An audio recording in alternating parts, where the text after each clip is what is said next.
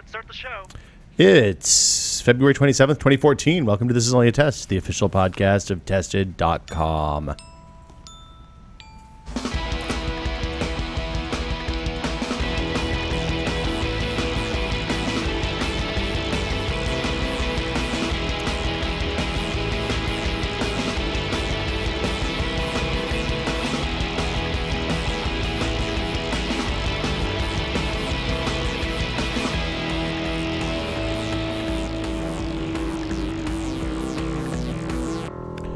I'm Will Smith. Seated directly to my left, Norman Chan.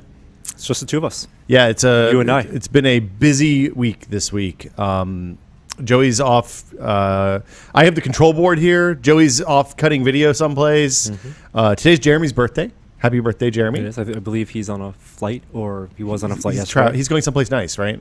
Or is he going back? Maybe he's going back to see. I can't remember. He's not here. He's not here. Gary just finished his book and is doing a celebratory journey there. Has Gary said anything about what his book is about? I think it's about a young man's strange erotic journey from Milan to Minsk. Sounds about right. It's my default go-to when no, he hasn't said what it's about. I assume if you look at Gary's stable of work, there are some common themes. He likes science fiction-y stuff. Okay. Science fiction. Okay. Does I mean, I don't know that the book would be necessarily science fiction. Speculative fiction? Maybe speculative fiction. They're the same thing. It could be about a hero's journey. He does a lot of that. 1,000 Faces? Yeah, but he hasn't talked to me about it at all. He's been, since he started writing the book, he's been totally locked down. We haven't been to Denny's once. We missed the entire Hobbit breakfast run at Denny's. We had one Hobbit breakfast, I believe. Since the novel December. started. Yeah, so he's been totally holed up. So yeah, that's and Lloyd has started a new job. So we were going to do a Dadcast this week, but it didn't work out. Here we are, episode 199D. 199D, which I went to the feed to look and see how many episodes we've actually done. And let me guess. Okay. I mean, we actually published RSS as separate episodes, including all the CES ones and Dadcast and everything. I think it doesn't include the early Still Untitled's before we had our own feed for that. It does not? Or it does not okay. include those. I'm going to say 247. We are way closer to 200. We're almost closer to 300 than 200. Wow. It's 240. I think this will be 246. You were very close. That's one off. Yes, off by one. So yeah, that's this week. Let's see. Last week we did some weird stuff. We can talk about that. Yeah, that video will be up if it's not already. Is it up today? I can't remember. The Edgertronic. Well, Tomorrow. Okay. So all this week. If you've been watching, we've been posting kind of videos of us. It's just our test videos. They're not. There's no commentary. There's no talking about the quality of the camera. We're not trying to be slow-mo guys. No, we don't. Clearly, we are not the slow-mo guys. I don't have a British accent. We don't have a $200,000 camera. I don't think that's how he talks. No, he doesn't. They have very nice British. I can only do like Victorian era Cockney English accents, and even that's bad. Which one is that? That's the hey, mate. Oh, that's the your chimney swept. Yes, that's Mary Poppins. Yeah, Dick Van Dyke. Dick Van Dyke. The worst English accent of all time in cinema history. I think it was intentionally second bad. to Angelina Jolie in Tomb Raider. Oh my God, that was so bad. That was on Netflix, and I said, I wonder if this movie is as bad as I remember it being, and it is. Tomb Raider? Yeah, it's really, really bad. Cradle of Life? I never watched Cradle of Life. I learned my lesson after the first one. So, yeah. So the videos we posted so far a video of just a Blade coffee grinder. Grinding up some coffee, which I thought was fascinating. I think that was something more fascinating. 5,000 frames a second? That was at 2,000. 2,000 We frames a escalated. second. Yeah. Then we blew up some airbags.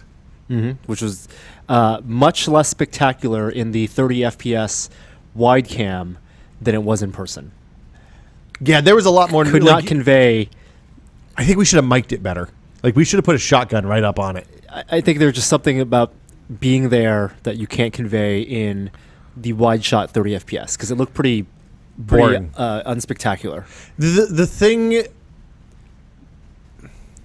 So the thing about all of the stuff when you're doing is part of the challenge when we test high speed cameras Part of it's an opportunity for us to kind of fuck around with stuff that we don't normally get to fuck around with. Like high-speed cameras. Like high-speed cameras and explosions. JV explosions, as they are. Detonations. The speed at which this stuff happens is shocking. Like, you don't...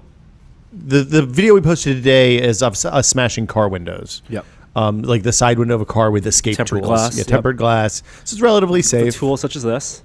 Yeah, the life hammer. The life hammer. Leaf hammer. And the goal... Turns out you're supposed to use more than your wrist.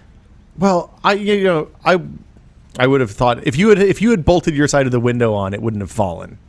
Turns out you're supposed to use more than your wrist. You'll note your side was the one who dropped. That's all I'm going to say. Ron Erickson. Ron Erickson of the Inventern fame? The Inventern, one of the finalists from the Inventern, who builds rally cars, uses the life hammer and has used it in car crashes. To get out of a rally car? To get out of a rally car, and it works for him. And he said that the adrenaline you feel when you're trapped in a car gives you all the strength you need. There is no there is no measured flick of a wrist. It is a flail of an arm. When you had a couple things going against you on that one that I didn't even consider when we started out with this. One is that the way we had that glass mounted on C-stands allowed a lot of the force of your impact to make the glass wobble, which didn't so much happen with the other. You should go watch these videos. We're gonna talk about them. Which didn't so much happen with the thing that I was using, which basically the thing I was using, the Rescue Me, you push a stump up against the glass, and basically that triggers a little tiny stud that has a pretty good sized spring in there to hit it at a really high rate of speed. Yes. And that was very effective at breaking the glass, but because you didn't have to strike it necessarily, it was more of a push. The impact wasn't blunted by the wobble of the C-stands. Yeah. With the hammer, you were hitting it. The stand was wobbling, and like absorbing the force. You had two pretty good hits that knocked some chunks out, and then that third one was kind of a glancing blow, and then it fell. So we only had 3 windows. So we chose to do 2 with the thing that we knew was going to be awesome, and one was not a knock on the life hammer. I think if that thing were in a door, you would be able to get it out. And the nice thing about it is it's big. The thing that scares me about the Rescue Me, the little tiny thing, is that if you drop that in a car, you're upside down, you're confused. That's why you're supposed to have it on your keychain. Yeah, but as soon as you use it to cut yourself out of the seatbelt, it's off of the keychain. Yeah. You need to grab things that you can grab easily. The other thing that we should have pointed out in the video that I didn't think about at the time is that it's really super important to cut yourself. If you're ever in a situation where you're trapped in a car, it's underwater especially, you cut yourself out of the seatbelt first, then smash the window. Otherwise, you're trapped in. Otherwise, you're fucked. Yeah, basically. Do you have to do the thing where you like draw the X and then smash it in the middle, with if it's not tempered glass? Do you have to score the glass? I think with the Rescue Me, or with anything. I think the blade. There's not. You have to really look to find glass in a window context that's not tempered.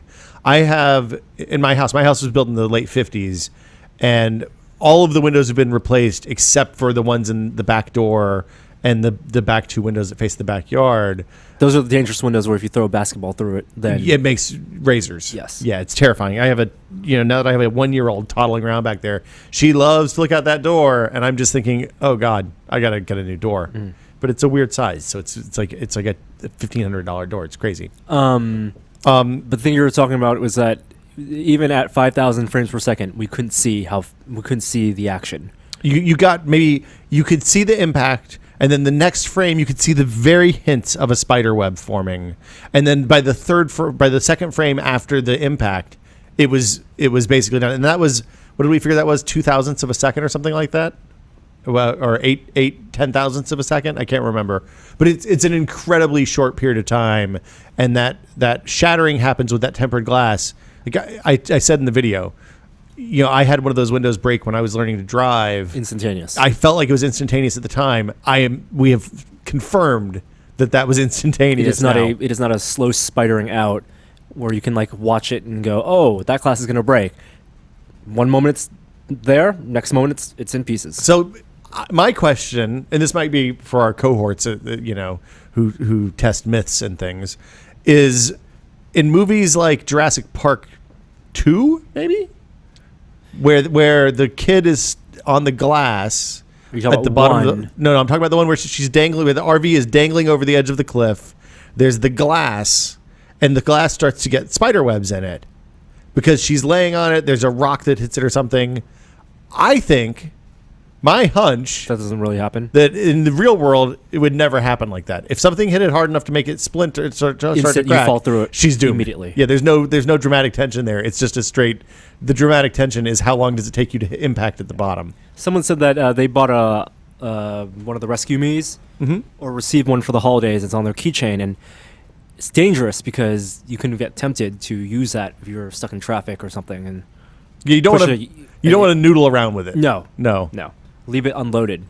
The spring not tightened. It only no. It's not. There's no tightening Oh, the just spring. press. You just press it. Yeah, like that's it even worse. pops out. Yeah, like That's if you even fuck worse. around with it and you put it on something that's going to break, it will explode. break. Yeah. And a passenger window in a car. If you've ever had your car broken into, Several $200, $100. $300 sometimes. Yeah. Who is it that donated the glass? The fine folks over at, hold on. I want to give them a shout out because they provided us with the Did they- 3 pieces of side window for free. Yeah, I called. It's funny. This is something we haven't talked. Secureway Auto Glass in San Francisco. They were Ken over there was super nice and very helpful So if you ever have your windows broken into, in San Francisco. Which happens all the time. yep, go over there. Support them. It's funny because I'm sure this has happened to you, but sometimes you call and you're asking specific questions of retail vendors here in San Francisco, like, hey, I need to get some car windows. And then they ask you the obvious question, what kind of car do you have? And you say, no, Doesn't I matter. need to know. I need just the cheapest ones you have. Cheapest ones you have. Yeah. And then they're like, do you want triangular windows? Do you want no, I want a big piece of glass. I need something that's going to be impressive, but the cheapest ones you have. So then they put me in touch with the dude higher up the chain. He's like, oh yeah, we have these windows from a 1983 Honda Civic that we're never going to sell. You can just come over and have them. So there you go. That's how we got 3 windows. So thanks to the folks at Secureway. They did it. They Always they happens were when you're very buying helpful. something for a purpose that's not intended for. Yeah. Such as if you're buying a tank of propane and you go to the hardware store and they ask you, oh, what are you welding? What are you soldering? Yes. And then you have to have the conversation of, I'm heating up food. You're I'm well. So Maillard reaction. So when you start asking those questions, and they start asking those questions, You eventually make a decision whether to lie or not. Well, but the thing I found is if you don't lie, what almost always happens is they say, "Are you calling for MythBusters?" It's happened In 2 or San 3 times Francisco. in San Francisco exclusively. Well, if you're asking for black powder, then yes, that makes sense. The window glass people ask too. I think that like in the industrial and commercial supply space in San Francisco, like the people who answer phones at retail establishments, like that's the white whale for them. Did he validate that at all? What do you mean? The association? Like, is this going to entice people to lie and say, yes, yes, I am. I would love some free shit. I said, well, it's funny you asked that, blah, blah, blah, and explained the whole thing. And they're like, oh, that's awesome. And he was like, I'm looking at your YouTube channel right now. This is great. So yeah. Validated. So yeah, the high-speed camera test, the Edgertronic, we'll have a long video up for that tomorrow, the sit-down, chat about it video. It's interesting. I don't probably think most of the people watching our YouTube channel are going to probably buy one, but we still thought it was cool enough to kind of talk about and introduce. And it gave us an opportunity to go out and smash some windows and blow up airbags and grind coffee. I think the sweet spot is 700 FPS. I think is a great sweet spot. Yeah, honestly, even the stuff that phones can do now is I was neat. very underwhelmed by a lot of the 120 FPS. The 120 FPS stuff is good when you're looking at like people and pets. It's kind of where I end up. Depending with pets, I think 240 is the sweet spot for pets, for animals that are moving quickly. Okay. For people, I think 120 is I'm going to go and 4 tell times you, slower. a wet dog shaking at 120 frames per second is pretty good. A wet dog shaking at 480 frames per second, much better. Much better. Yeah, I mean, nobody's going to disagree with that. It's a nice feature to have. Yeah. So that's what we've been doing. We went this morning to the East Bay and shot. You interviewed somebody who I'm a huge fan of. Mm-hmm. I think you're a huge fan as well. Mm-hmm. Roman Mars of 99% Invisible. That'll be up in coming weeks. Several weeks. Yeah, And then we're going to South by Southwest next week. Yeah, end of next week. That's Friday, I think we leave, right? Yep. Yeah. So it's a busy couple of weeks for us. Apologies for the Skeleton Crew podcast. I think we have something special planned for next week, but who knows? It might fall through again. We'll see.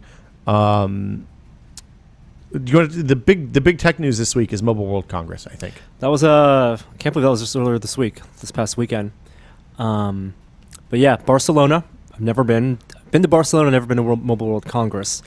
It is where most new phones, Android phones, are announced these days. CES is not the place for Android phones to be announced, and it's increasingly at either private events like Samsung's own events, or at a convention like Mobile World Congress, not even like CTIA. So at MWC this year, Samsung did announce their Galaxy S5. There is no 2560 by 1440 display on it. It's just a 1080 phone, which I think is a good thing. It's a slightly bigger screen than the Galaxy S4. It is an iterative successor. Slightly faster processor. It seemed uninspiring, but I mean competent, but kind of. So its big features are that it has a really good camera, they say, with really fast autofocus. So they're targeting speed for how fast you can take pictures, and image quality, of course. It has a fingerprint biometric sensor above the home button to swipe to unlock the phone and also to make payments. Is it on? It's part of the home button, right? Part of the home button, okay. And it is a swipe as opposed rather to than a tap. Okay. Than a tap and hold. There is a biometric heartbeat sensor in the back of the phone, so you can put your finger there and get your heartbeat, so you have your health readings.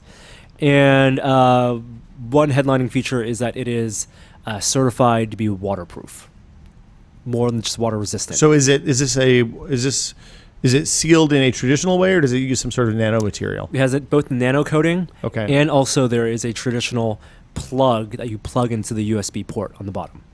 And I assume the headphone jack as well, right? Yeah, I'm not sure about the headphone jack, but you have to plug a plug in, and then it can be submerged in a meter of water for half an hour. So the thing I saw a Samsung rep being quoted saying is, if you get your phone wet, if you drop it in the toilet or something, it will be okay. You don't want to go scuba diving with it or even snorkeling. Right. It is purely for people who either exercise with their phones, or have their phones fall in the rain. Being able to use your phone in heavy rain is something that I would not do with an iPhone. Yeah, I'd leave it in my pocket. Yeah. And likewise, exercising. If you're going to do something and you get super sweaty, even if you put it in one of those neoprene rubber armbands or something, it's still... Which I think is moronic for a 5-inch phone to put that on. Well, okay, yeah. It's weird for an iPhone.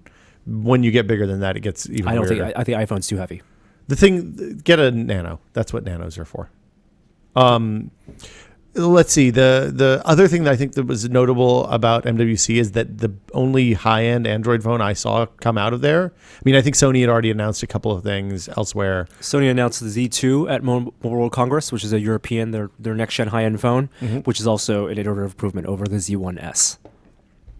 But there's not a new HTC phone yet. Like, it seems like a lot of the vendors are kind of backing away from the high-end Android market and just ceding that to Samsung. Do you think that's what's happening, or is it just I think they're waiting. They haven't announced yet? I think they're waiting. Okay. They didn't want to share the spotlight, and it was a good time to announce mid-range and entry-level phones for the world market, non-US, European, Asian markets. Okay. I think the other big story was Nokia's Android phone. Yeah, the fact that Nokia, who is in the middle of a purchase. Well, hold on. Before we do that, I do want to say one thing, because we complain a lot.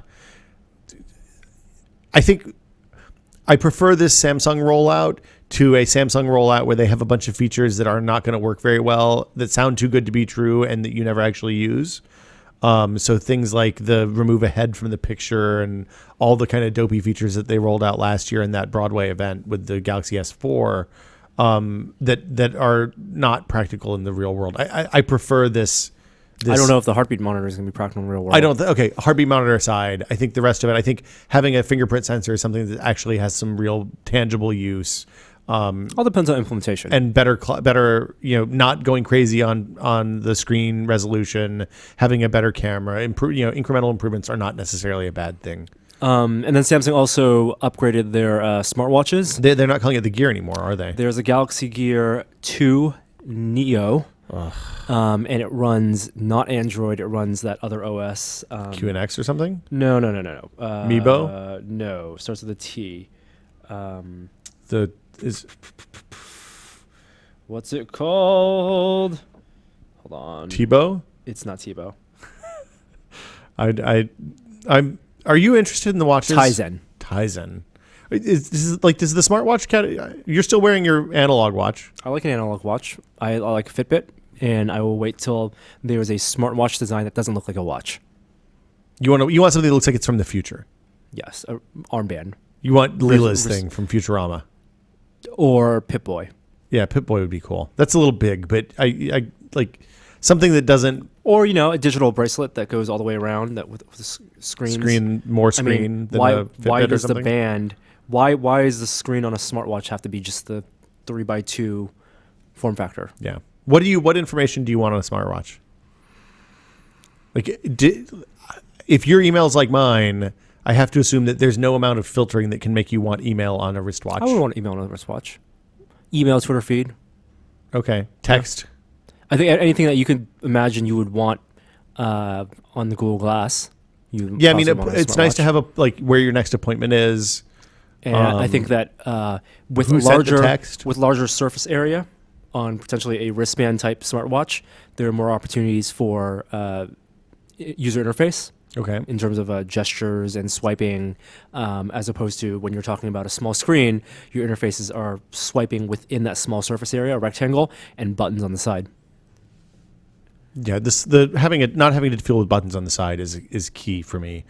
Using that Meta Watch and the early Sony smartwatch, the having to touch controlling things with the buttons on the side made it incredibly difficult to use in the situations that I want to use a smartwatch, like when I'm driving or doing something else.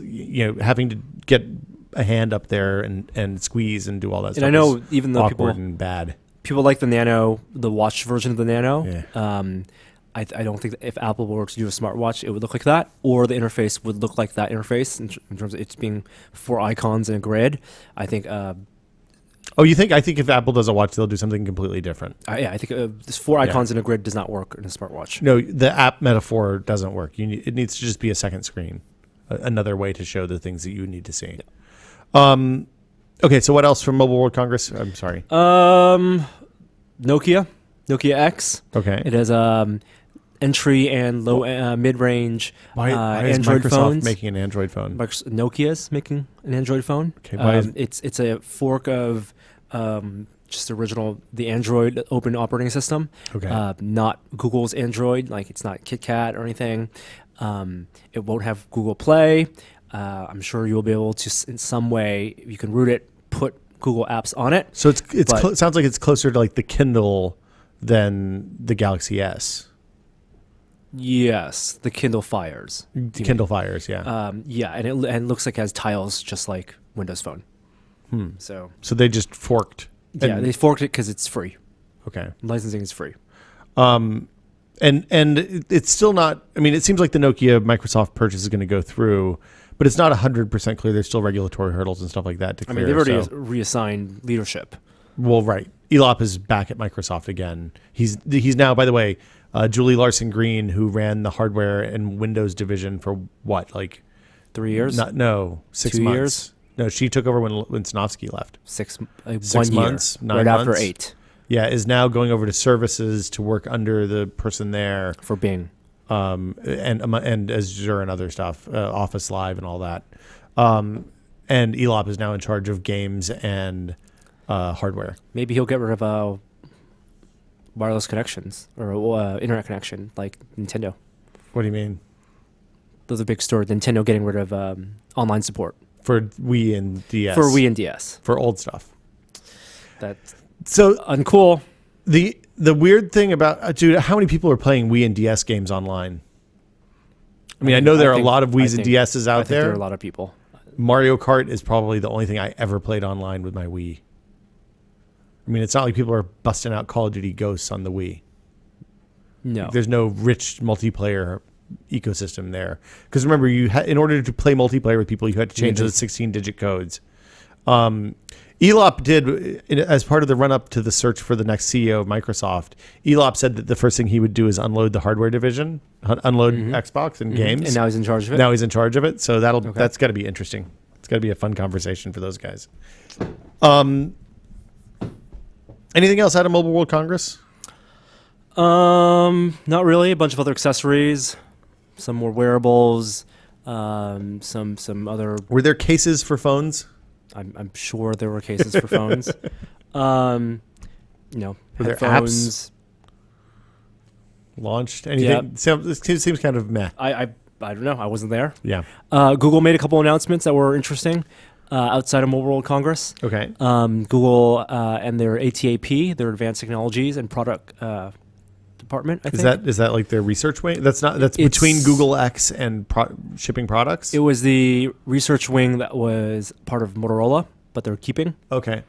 They announced 2 projects, or 1 new project and more information about a second project. The 1 new project was a phone concept that does environmental mapping. Mm-hmm. And there's developer beta for that. And the other thing is Project Aura. They have now more information about, and there's going to be a developer day for that in a month and a half. Wait, remind me, what's Project Aura? That's modular computing, modular phones. It's phone blocks. Oh. So that's the concept where you take, you can have different components of a phone, such as the camera, the screen, the processor, the battery, and everything is modular. So you have a frame and some type of integrated spine system, motherboard system that you can plug all these modules into. So I had always thought that was Era, not Aura, because it's ARA. Yeah. That's an interesting concept. When we saw that phone blocks thing, I think the reaction both of us had was that would be awesome, but it's probably not ever going to work. I don't think it'd be that awesome. I mean, I like the idea of only upgrading the stuff that I need to upgrade, not having to replace my whole phone every year. If that comes at the expense of the phone being even 10% bigger and 10% bulkier, I would say yeah, no. Of course. Or 10% worse battery life, or 10% less likely to explode into a million pieces when you drop it. Or the trade-offs that are necessary for that type of device to be made, as opposed to a unified device, I don't think are worth it. There's an interesting... I think that there's interesting applications for that in non-traditional uses for phones. So as a part of a thing that is not the thing that you put in your pocket, in terms of making your car or other parts of things you use more connected, I think that is a super interesting product. I also think if you have a kid and you want to give them a phone, that is a super interesting phone to give them, because it means... And they've announced partnerships with 3D systems, so they want to get people to design their own phone chassis. That's just crazy. That's bananas. And we all know how much kids love doing the Minecraft and designing things on 3D modeling. I'd love to build my phone in Minecraft. Yeah, you can build your phone into high-heeled shoes. Sounds great. Yeah. We recorded last week's podcast before the big news of the week happened. Oh, wow, that was... Yeah. What's up, Norm? I think it's called WhatsApp.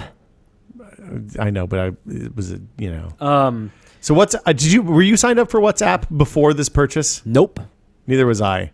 Had you ever heard of WhatsApp before this purchase? It's one of those things that I always see in the top apps list on Android, especially, and had never really paid attention to, because I have unlimited texting and didn't care about. I actually do have it installed. Texting. Yeah, you're on there. When I signed up, you were there. Huh. Welcome to WhatsApp. So WhatsApp is a texting replacement app for multiple platforms.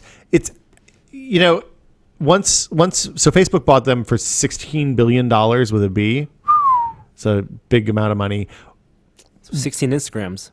16 Instagrams, or let's see, what was it? 22 Indian missions to Mars. Wow. Yeah, because they did that for $75 million. The interesting thing about it is it works like iMessage or Google, the post Hangout, Google Hangout text replacement scheme for Android, but it's multi-platform, which is as I've started using more Windows machines again and used Nexus 7 more and stuff like that, like the value of multi-platform solutions for things that Apple does well are much, much greater than I had really appreciated. But iMessage will never be a part of it.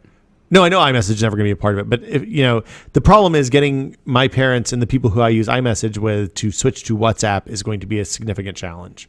Yes. Probably getting my wife to install WhatsApp will be a significant challenge. I mean, if you're on Android, Gtalk. Well, but does Gtalk and most of the Hangouts are job. the same thing now. Right. And that does ostensibly the same thing. Except Across all Android devices. Yeah. And I think Hangouts will send an email if somebody doesn't have Hangouts, right? Yeah. And it's on there's it's on messaging. iOS as well. You can get Hangouts on iOS. I think WhatsApp, it's very popular overseas. I think it was Europe, Africa, and Asia. very popular in Asia. Yeah. I think that once network neutrality, if network neutrality fails, then that is something that service providers will target Well, because they make money on text. SMSs. I don't think they make money on SMSs anymore. And network neutrality for mobile has already failed. There is no network neutrality for mobile, remember. I think we'll talk about that in a second. I'd forgotten that happened after the podcast last week too. A lot of the speculation around the WhatsApp thing is that they have a large installed user base of people who are young as well. The same people that have, according to fearful sounding news reports, abandoned Facebook. Yep. Yeah. So it seems like Facebook is willing to acquire users by acquiring applications. And, if you look at the way so we're almost a year into the Instagram purchase, maybe even longer than that, of Facebook's Instagram purchase.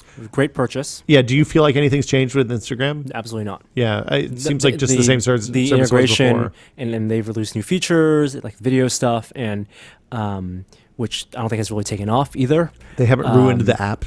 No, and there is better integration with Facebook, but it's really nothing different. And you can still post to Twitter and other places. And I think as well. people who use that like it because it's just another avenue for them to get their updates. The big change I've seen with Instagram, really more than anything, and this may or may not be related to the Facebook acquisition, is that you see a lot more celebrities using Instagram now, like all the way up to the Dalai Lama. It feels like all these different social networks, and you can even say messaging is itself a social network, is in one sense what Google want to do with its circles. With Plus, except, instead of being able to customize your own circles, this is the invisible hand dividing up your circles. And people use Instagram for certain things. They use Facebook for certain things. They use Google Hangouts for certain things. They use SMS for certain things. The circles talk to certain people. So what you're saying is that the circles you're creating the circles organically rather than sitting down and loading up a list of all your friends and saying, okay, these are my work friends, and these are the friends that get drunk pictures, and these are the friends that...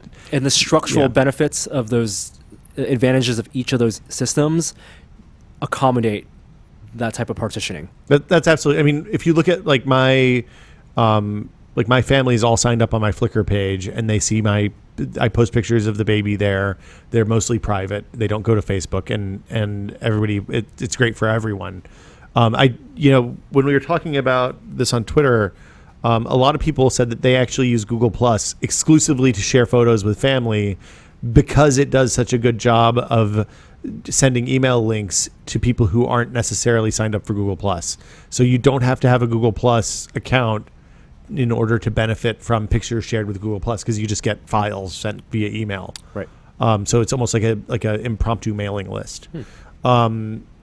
It's really weird. Like if you look at the opportunity Google squandered by whatever the mistake with Google Plus was, just by not making it approachable enough, or maybe rolling out too much stuff at one time, they've really blew it. And apparently they also made an attempt to buy WhatsApp for $10 billion. They said SVP of Google said they didn't do that. Oh, really? There Just was a no rumor? bid. Yeah. Let's talk about Netflix and Comcast a little bit, because there was some news about that this weekend. Last week, Comcast... John Brodkin over at ours wrote about this, I think last year, maybe even the year before, but explaining the way peering agreements work between internet service providers, top level providers. So these aren't necessarily even between Comcast and we're not talking about stuff between like Norm and Comcast. We're talking about connections between Comcast and the providers who give the backbone that the rest of the internet runs across. Akamai is an edge provider. Even they don't do bandwidth that I'm aware of.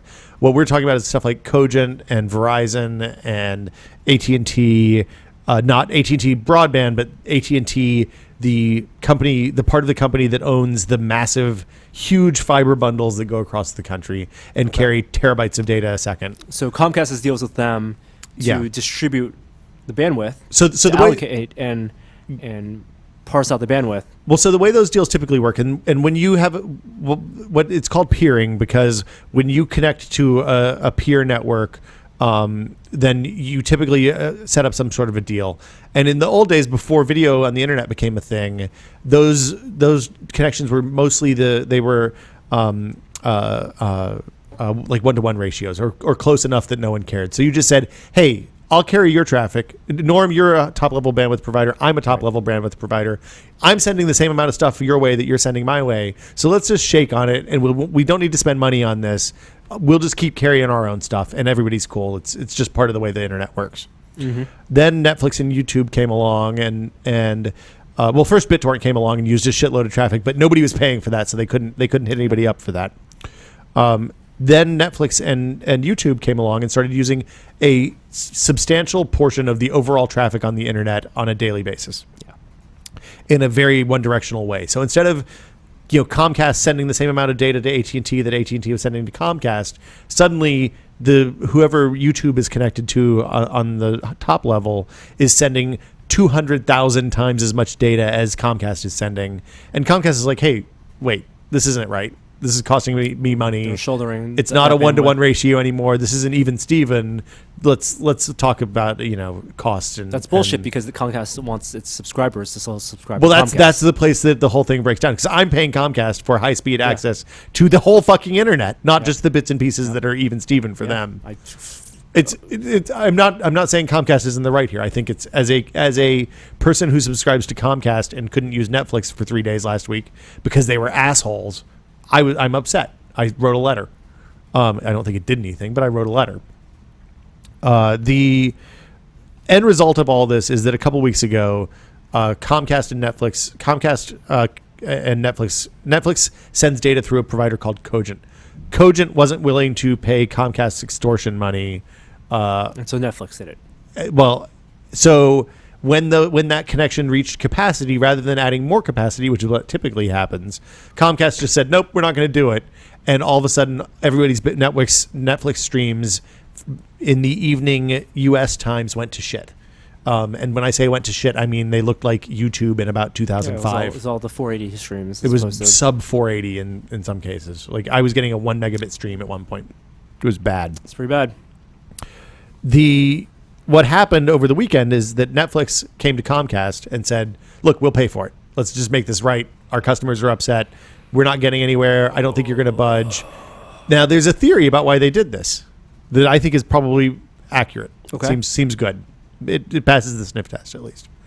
The theory is that Comcast is locked into network neutrality through 2018 because of the NBC acquisition. That was part of the terms of the, hey, we want to buy NBC. Well, you have to, whether it holds up in court or not, which it has not to date, you have to participate in network neutrality, carry all traffic equally until at least 2018. The theory is that Netflix said, okay, Comcast, we will pay you X million dollars, a lot of money to you or me, not much money to Netflix and or Comcast, in exchange for you going ahead and peering up with our provider. And the goal there is to set a market value for that connection that is dramatically lower than what Verizon would set if they were paying what Verizon feels is market value. So they're trying to set precedent. Netflix is trying to set precedent by negotiating with Comcast, who has no leg to stand on, so that when they have to negotiate with Verizon, who does have a leg to stand on, then they can. Verizon went to court to strike down network neutrality, won, and now Verizon is saying, look, Netflix, it's time to pony up. So that's the theory, and I think that's the best theory I heard about why why Netflix would ever pay Comcast outright. So the upshot is the internet is fucked. Yep. It's and real bad. And people are locked into these service providers that we can't use buying power to change their business models. I mean, well, here's the thing, though. When Comcast or Verizon or whoever your provider is, if you have Fios and they're providing Netflix or Amazon or YouTube or whatever service you use at a shittier than DSL level service quality, then there's no fucking reason to have Fios. Mm-hmm. Drop it and get the DSL line. Go to the competitor and even if it's just for 3 months, there's no contracts. Mm-hmm. Don't sign a contract. Cancel your service and let them fucking know where you stand. It's bullshit. It's very expensive to build network infrastructure. To build to be a service provider. Well, on that front, Google announced the next potential wave of fiber candidate cities. And I don't know about you. San Jose looks pretty good. San Jose is one? Yeah, San Jose is just candidates so far. Right now, how many are there? Two or three. Well, and then there's also outside of the Google Fiber cities, there are a dozen or so municipalities that I'm aware of, at least, that have run fiber. Either like the town that I grew up in has fiber simply because the electric company was rolling dark fiber along with new electrical lines for 10 years, and then they turned it on. And it's like, hey, everybody has 50 megabits up both ways. It's great. I can upload videos at my parents' house faster than I can at our office. It's good. I think I would be in favor of good fiber being laid in outskirts of big cities. As someone who lives in the outskirt of a big city? No. Absolutely not. As someone who lives in a city that's feeling pressured and overcrowded right now. Yeah. And there should be incentives for people to move out in the suburbs.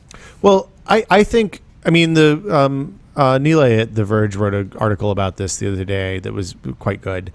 And his point, the ultimate point of his article is that the internet is, at this point, should be treated like a utility and something like your electricity or telephone or water. Not going to happen. But if you think about as a necessity for finding a job, I'm saying that it should doing schoolwork, stuff like that. It will not in America. It's much more vital to have internet at this point than it is to have telephone. Yeah. And as a result, it should be protected in the same way telephone and regulated. Is. Once you say that word, then it's not going to happen. I think the solution is for, especially if you live in a smallish town, is to go work with your city council and figure out a way to do municipal broadband.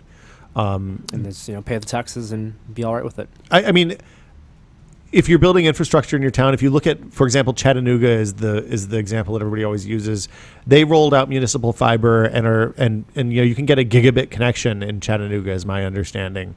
As a result, a lot of businesses are setting up there, and it's given that whole area a kind of boom because people who are building startups that require next generation future bandwidth are setting up there, and there are jobs as a result. It's a good thing. No. So I don't know. I think we got to fix the internet problem. That's what I think. And I think that's probably the high points on news this week. Do we miss anything? I'm looking. Small piece of news: Fitbit did a recall of on its the Fitbit Flex because of the rash. Because a small percentage of its users got rashes. What was the problem? Did they say plastic or like an additive or something? Something, but it was big enough that warranted recall. People can get refunds. They bought the Fitbit Flex and they're no longer selling them, and they're just going to wait till the next product comes out. I think it's probably time for us to do a roundup of the third wave of those bands, because the people are saying the new Jawbone Up is pretty good. People do like new Jawbone Up. The second gen Fuel Band is out, and we haven't looked at those in a while. So maybe we'll pick those up and do a. I would wait till the next generation. You think the next big fourth gen? Fourth gen. Okay, that'll be this holiday, I bet. So anyway. That's it for news. Let's take a minute and talk about what we've been testing aside from blowing stuff up, and then we'll take a couple of questions.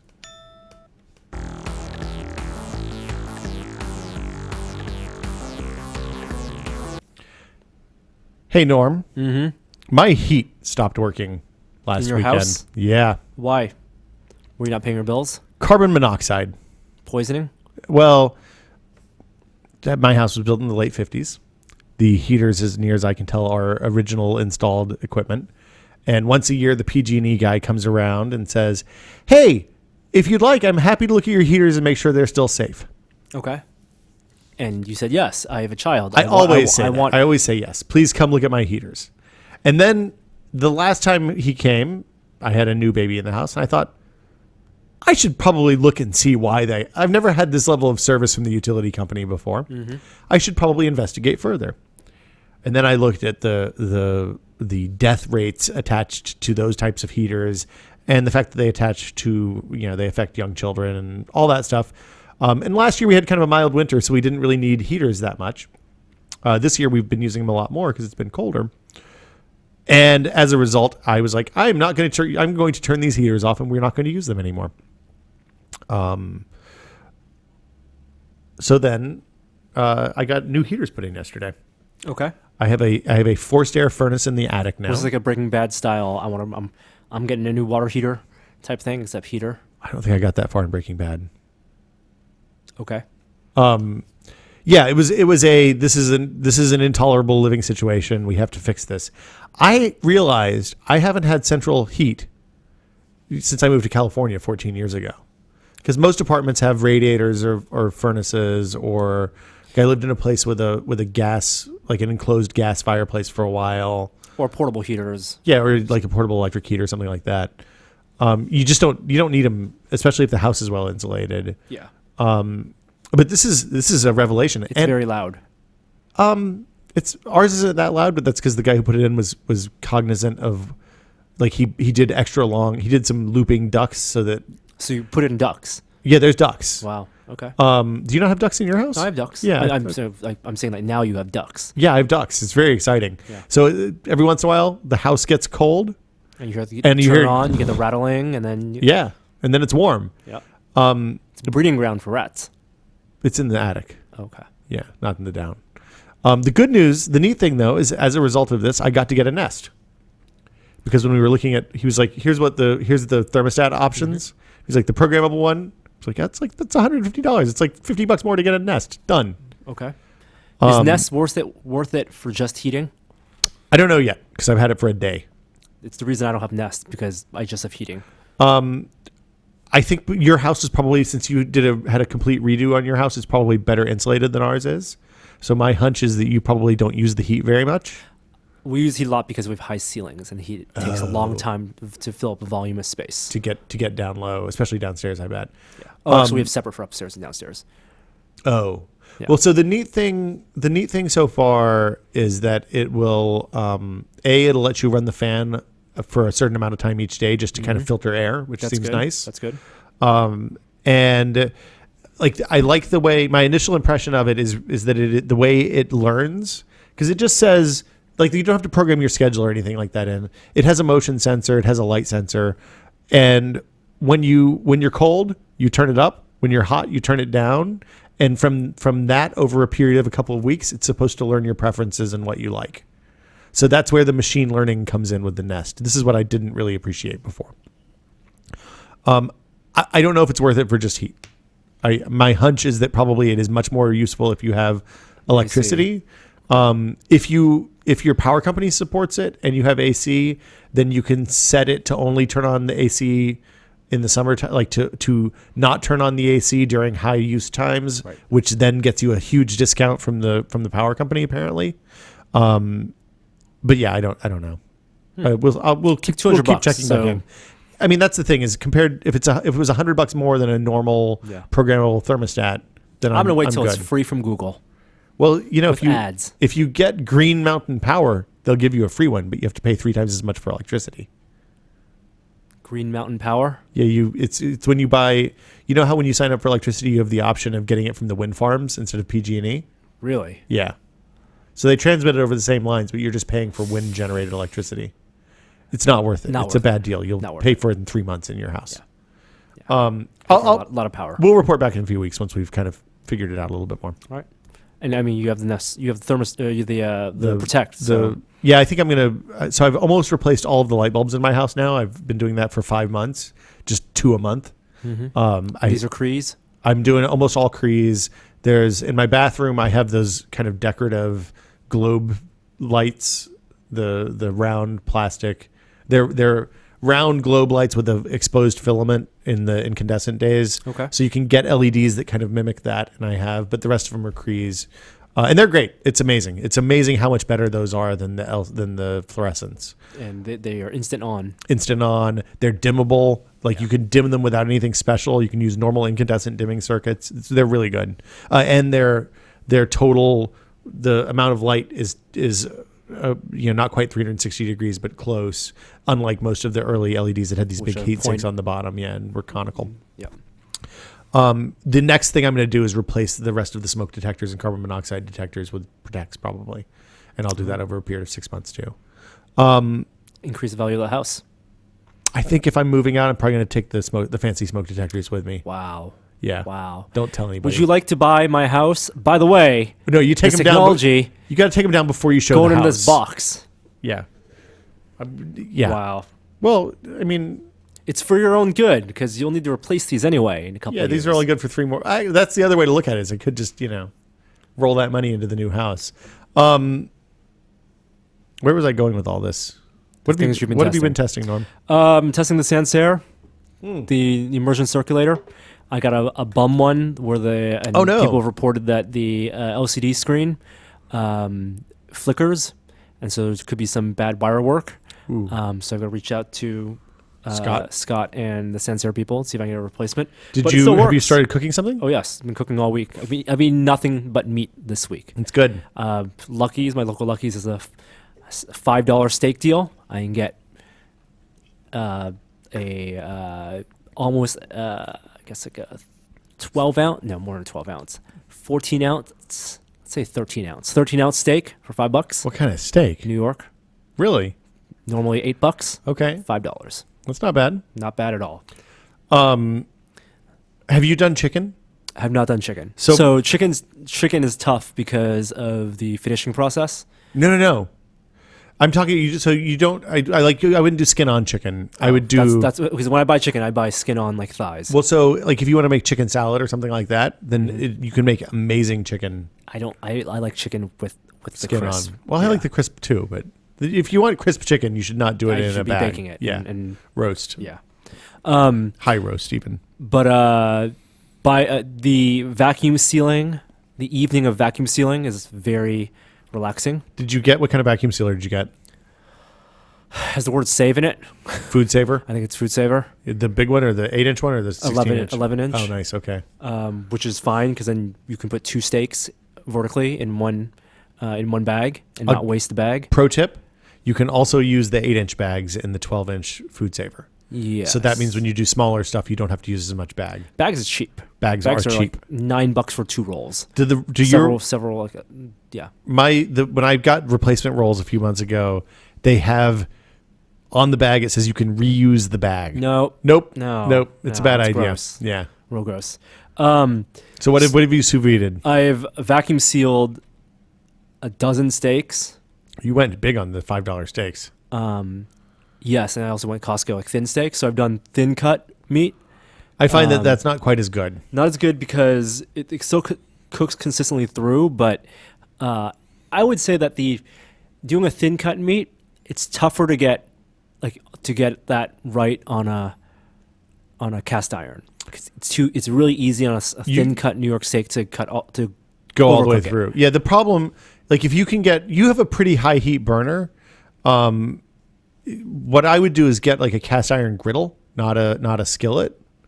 So you can put that on across 2 burners and get 2 burners worth of heat going into it and get it to like 1,000 degrees, literally. And then you just set it there for 8 seconds and it'll be done. Yeah. But even then, like I have not found thin meat to sous vide to be good for sous vide. I think it's fine. It's still delicious. Like flank steak and skirt steak are good.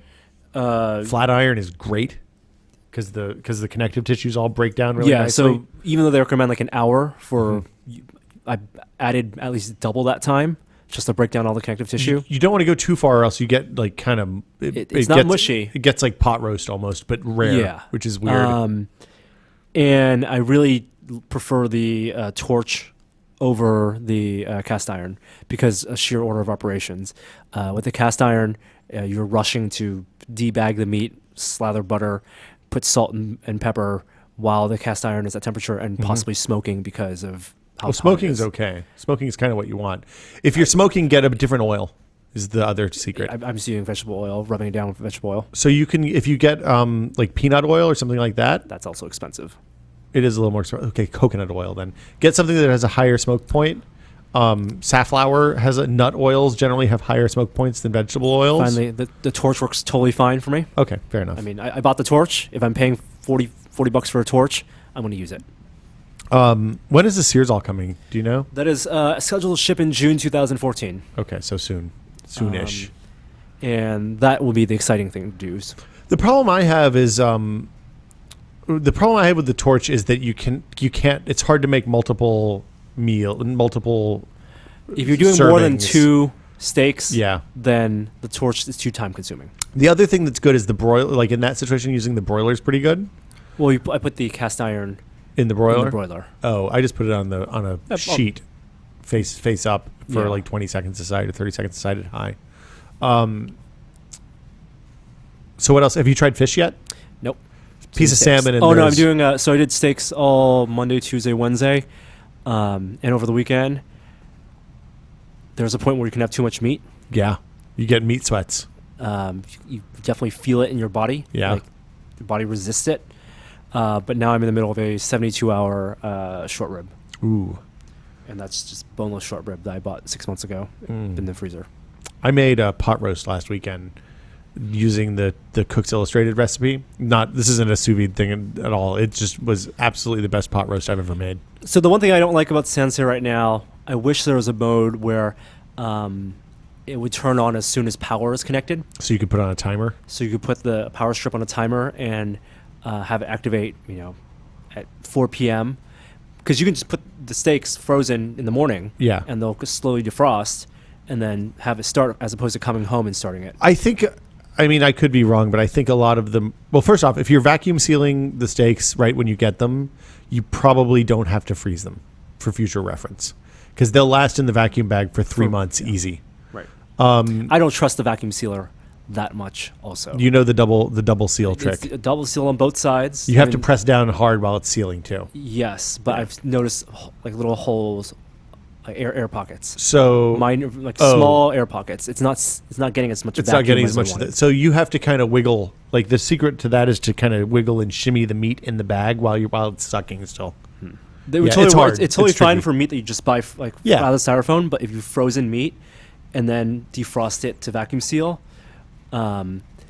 You want to vacuum seal it As- and then freeze it if you're going to correct. freeze it. But like if I had frozen meat and then I wanted to No, I vacuum know. seal to cook, then like the blood gets everywhere. Yes. as I defrost it.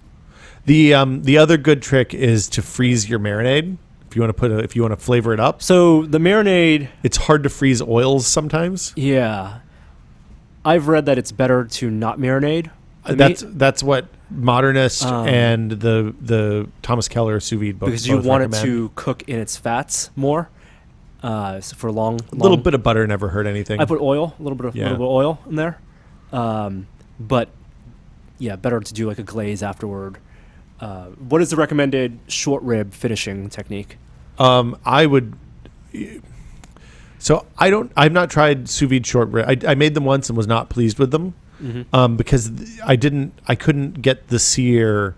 I was afraid to get the kind of browning that I like on the outside of the short rib for fear that I would overcook I would ruin the fact that they're basically medium rare short ribs. Yes. So I almost always just braise short ribs.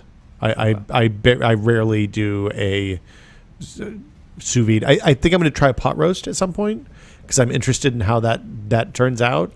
And then you can do the veggies separately. Then what I'll probably do is put the veggies down, put the mostly cooked or all the way cooked pot roast on, and let it kind of get a little brown in the pot. I don't know. I would think probably put them in the oven at 450 or something for a short period of time. After the 72 hours? Or just put them on a skillet. Are you going to take the think bone off? The bones are already off. They're boneless short rib. They're boneless short ribs. Yeah.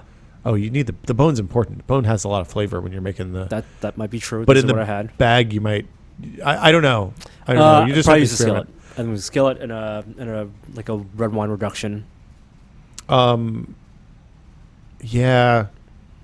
Yeah, I mean, if you want to garlic them a little bit, you could put some garlic butter in a skillet with a little bit of vegetable oil and just like do one side, then do the other, and leave it at that. Chopsticks. Yeah. Yeah, that's not a terrible idea. I don't know. Have you done? I know you're not much of an egg eater. Nope. But I did do eggs. The eggs are the first thing you do. The 63.8 eggs are great.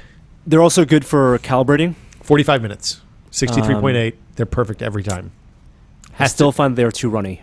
The whites are too runny. Well, so Dave Arnold had a post on, I think, the Culinary Institute blog about, or maybe this might have been Lucky Peach, about how to basically fry the egg after it's been cooked like that. So you take the egg, when you crack the egg and it's been cooked at 63.8 for 45 minutes, you end up with a little tiny bit of the white around the outside of the shell, but you crack the top off and it basically just pours out in a cooked way. Then what you do is put that in a pan with butter and just fry it, let it roll around in there for a minute. It fries the outside, and then you have this wonderful runny yolk inside that's all rich and creamy. you want unctuous. You want the fry. You want some of the reaction. Yeah, yeah.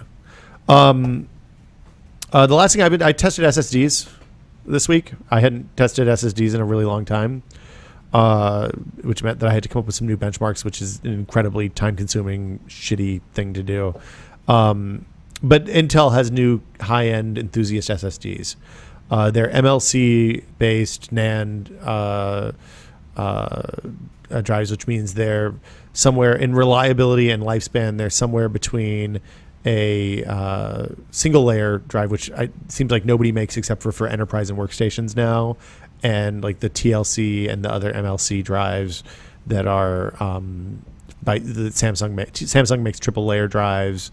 Most everybody else is doing a double, I guess, or multi. I don't know. MLC implies is double, I think, in most cases. And some people prefer the MLC over TLC. So the trick for longevity. Yeah, the more layers you add, the less reliable sectors you have potentially, the more errors you have, and that means that the lifespan of the drive, which is typically measured in gigabytes written per day, is going to be shorter. And for enterprise, that matters. For home, well, for enterprise that matters because they're doing a lot more writes than a typical home user is going to do.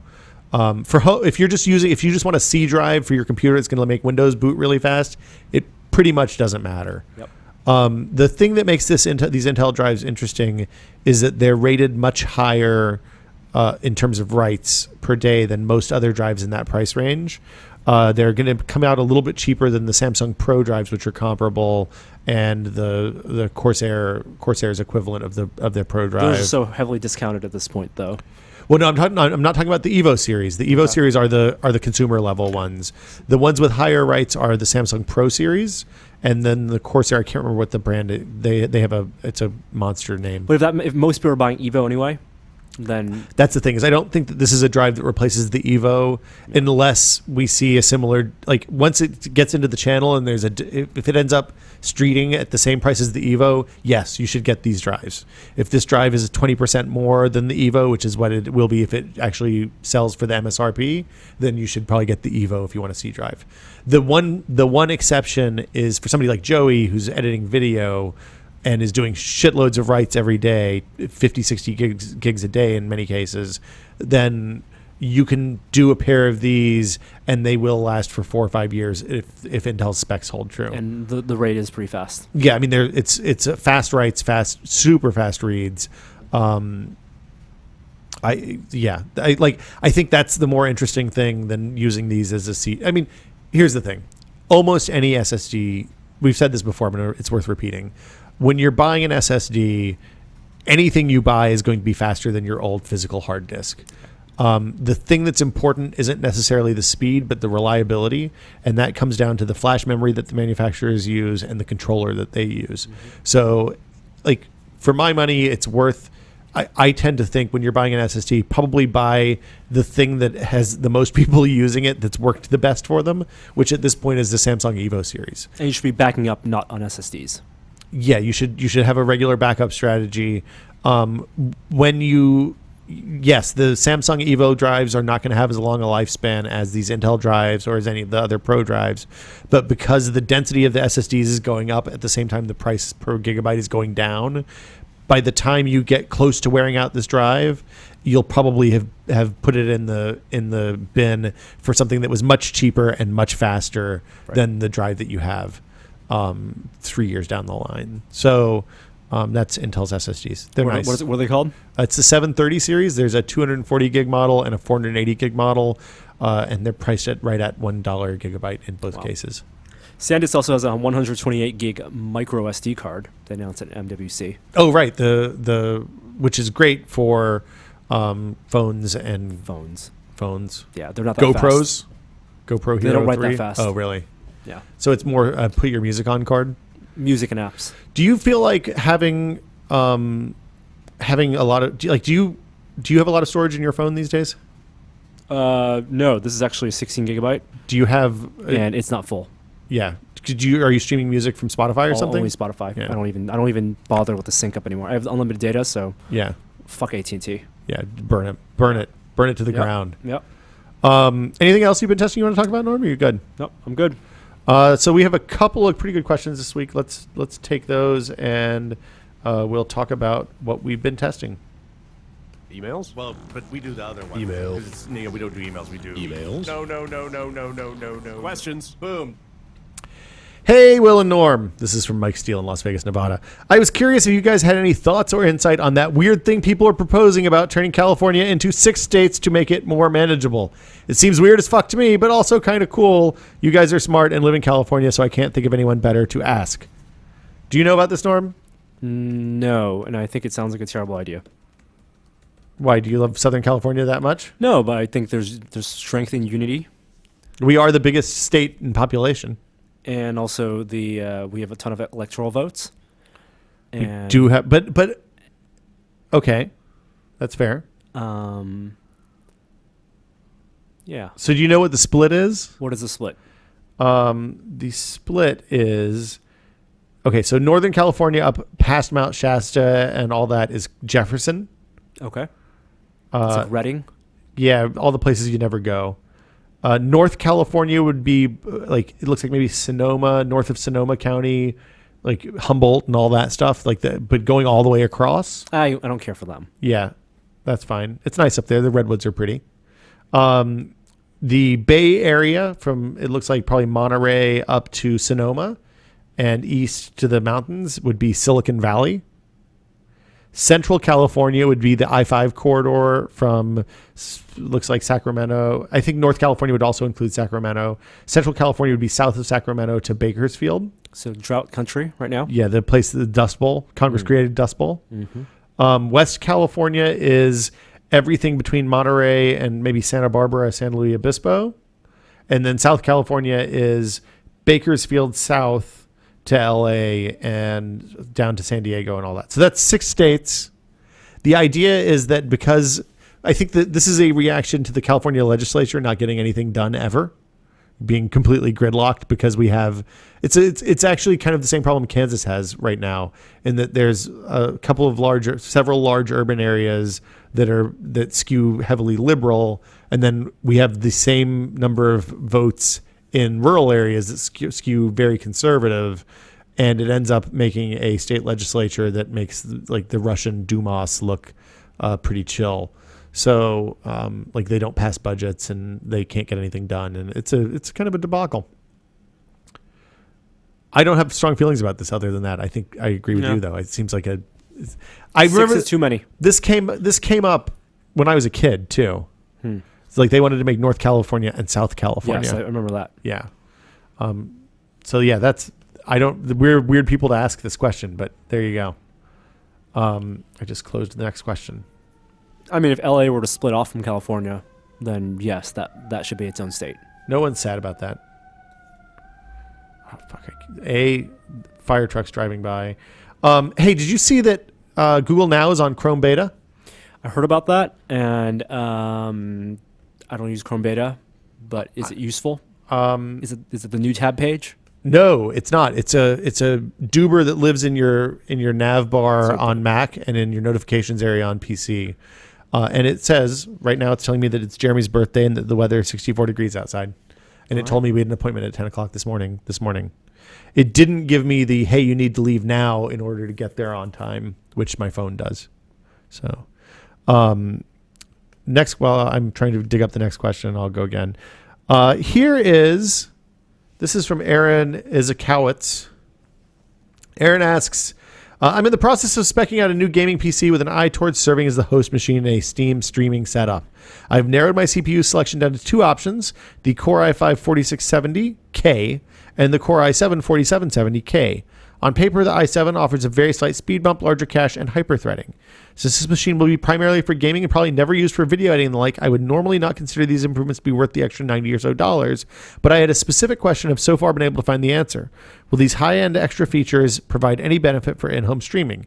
Is there any reason to believe the i7 will render and output the video at any sort of noticeable speed improvement? This feature alone would probably tip my hand one way or the other, so I'm curious for your thoughts. And that's Aaron in Brooklyn. My answer is no.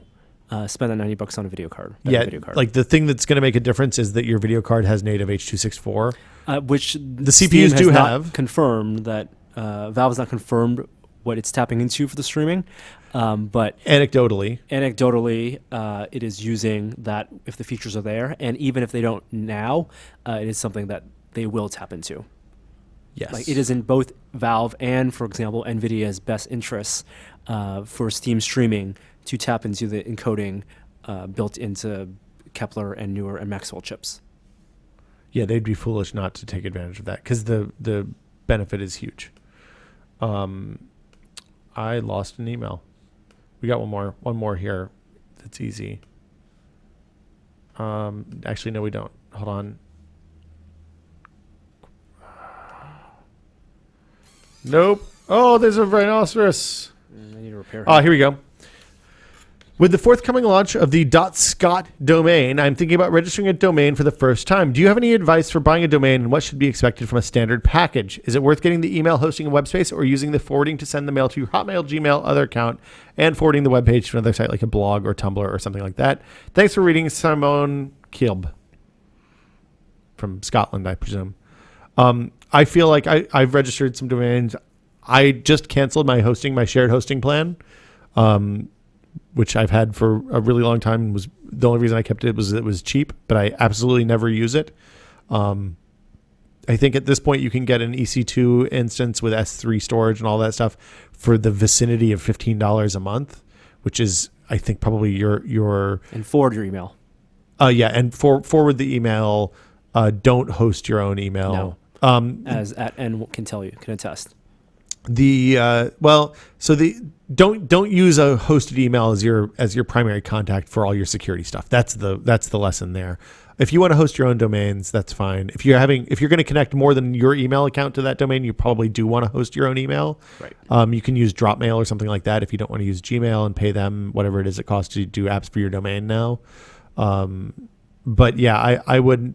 If you want Gmail, it's probably cheaper to pay a registrar for that than it is to get it yourself, because I think it's $50 a seat per year for apps for your domain if you aren't grandfathered into the free plans. Most like Hover and most other shared domain registrars will do that for like $5 and you can buy you can buy just a domain from one registrar and get hosting packages from other places. Yeah, you don't. So that's the thing is you don't have you can register to the domain and then point it to your Tumblr if you want. That is super easy to set up. There's no reason not to do that. You can point it at a Squarespace page, something like that. You can point it at an S3 bucket with a flat HTML file and do that. Generally it is a bad idea to have your hosting provider and your domain provider be the same person, because the domain providers are not generally very good at that. So and they're not necessarily acting in your best interest. Yeah. The other thing is make sure that you're buying the domain yourself rather than signing up for a contract that means that they own the domain in exchange for and you're just hosting it from them. Yeah.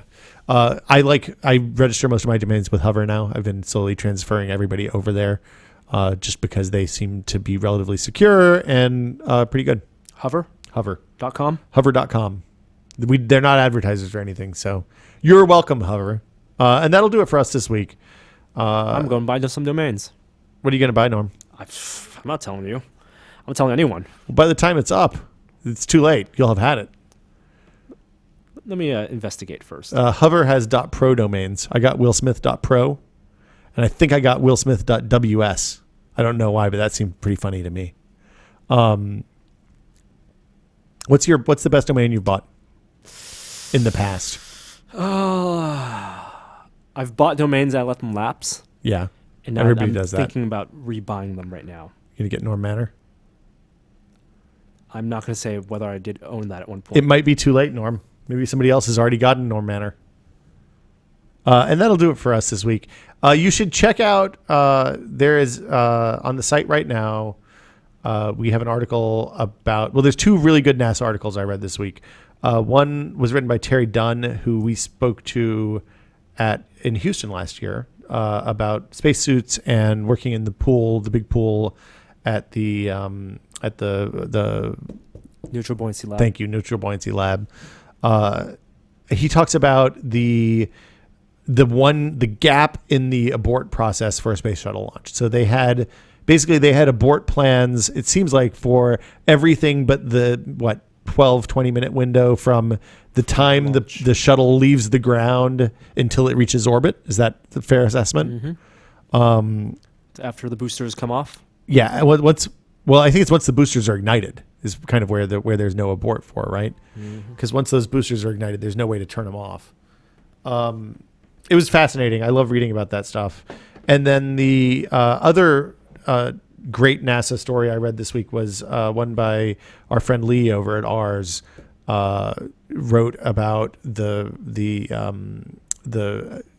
potential rescue plan that NASA had to draft as part of the Columbia Accident Investigation Board, and like how they could have conceivably, if everything worked exactly right, managed to get Atlantis into orbit to pull the astronauts off of Columbia 30 days after Columbia launched, had they realized that the damage to the orbiter was as bad as it was.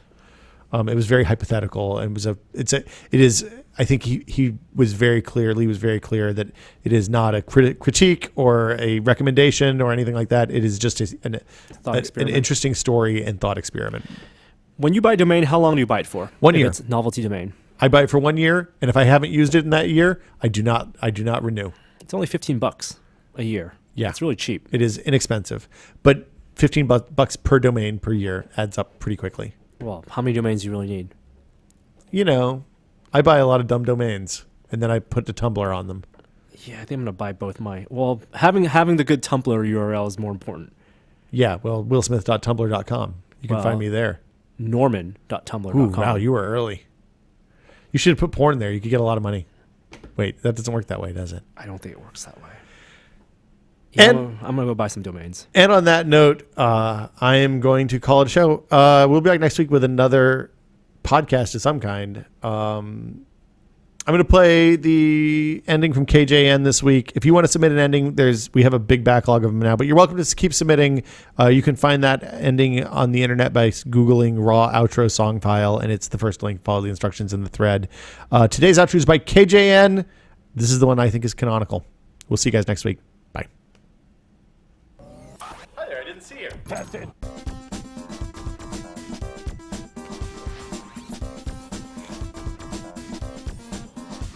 Three, two, one.